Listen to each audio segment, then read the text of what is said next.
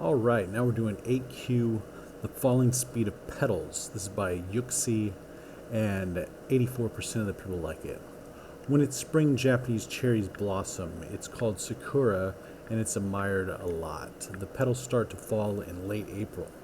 Suppose that the falling speed of a petal is 8 centimeters per second, and it takes 80 seconds for the petals to reach the ground from a certain branch.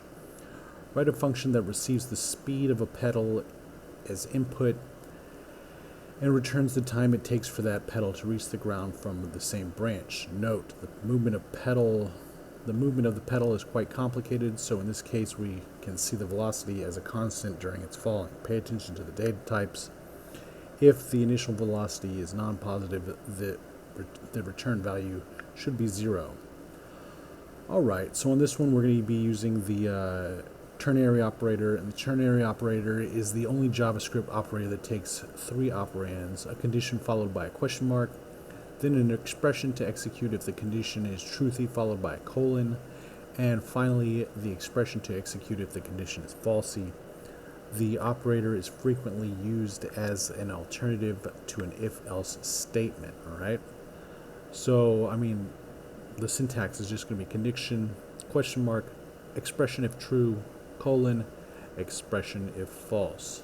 Alright, so let's set up over here.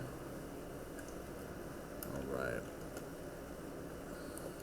and what we're going to say is, what is it, 5 times 80, and that, we don't even need that, let's just put 400, and oops, I forgot.